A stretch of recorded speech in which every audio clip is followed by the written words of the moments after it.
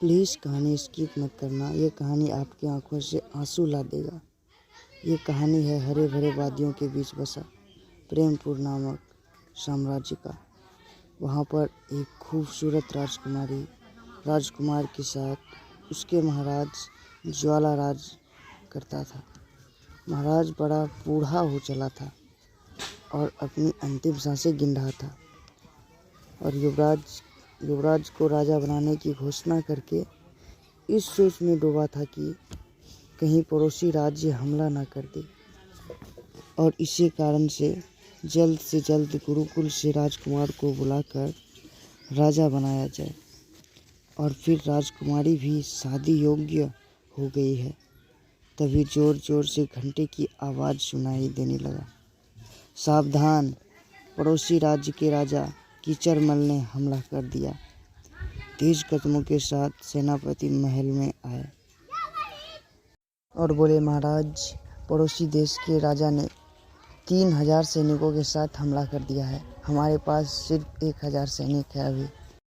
और तो और महाराज, कीचरमल स्वर्ण बसु के पहला लेवल पर पहुंचने में कामयाब रहा और यही कारण है महाराज कि वो हमारे राज्य पर हमला करने आया है, क्योंकि इस लेवल पर सिर्फ आप पहुंच पाए हैं आज तक और हमारे साम्राज्य के आसपास कोई भी नहीं पहुंच पाया और उसे किसी कारण से खबर मिल चुका है कि आप बीमार हैं। मैं चाहकर भी उसके सैनिक को एक प्रहर से ज़्यादा नहीं रोक पाऊंगा। महाराज, जल्दी कीजिए महाराज, आप लोगों को यहाँ से जाना होगा।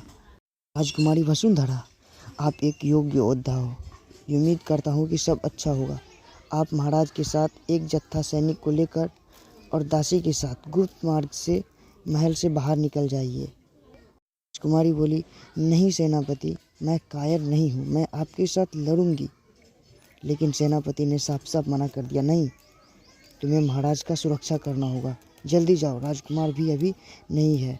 तुम्हें जल्दी से जल्दी यहाँ से निकलना होगा। दुश्मन बहुत ही ताकतवर है, जल्दी करो। कहकर सेनापति वहाँ से चला गया।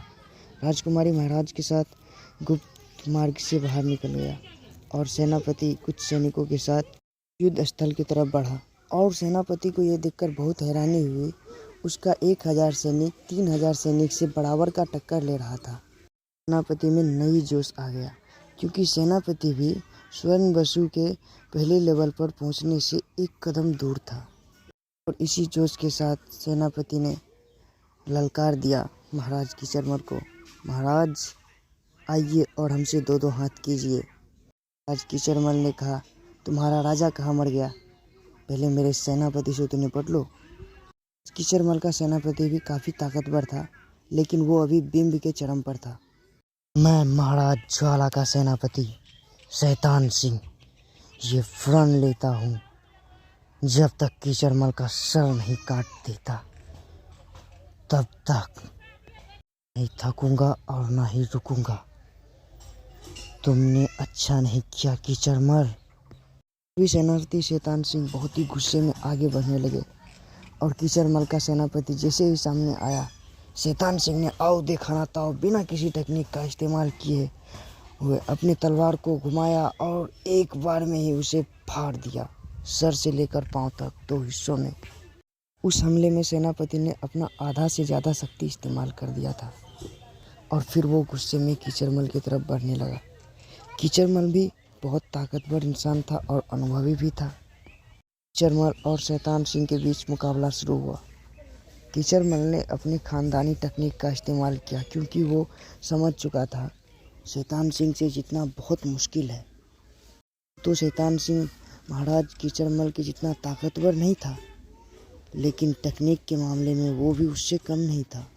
कीचरमल ने अपनी टेक्निक का इस्तेमाल करते हुए कहा, मॉन्स्टर का हमला। सेनापति ने भी अपने सबसे उच्च श्रेणी का तकनीक हमला किया और बोला, ब्लैक होल का हमला, क्योंकि सेनापति का क्लास 2 का तकनीक था और कीचरमल का क्लास 1 का।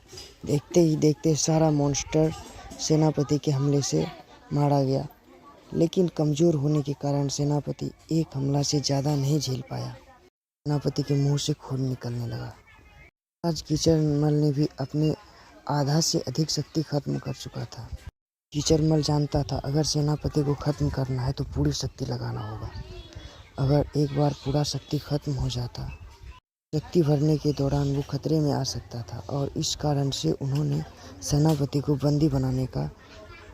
सेनापति शैतान सिंह को बंदी बनाने का विचार किया और राजकुमारी महाराज को ढूंढने के लिए कुछ सैनिकों को भेजा।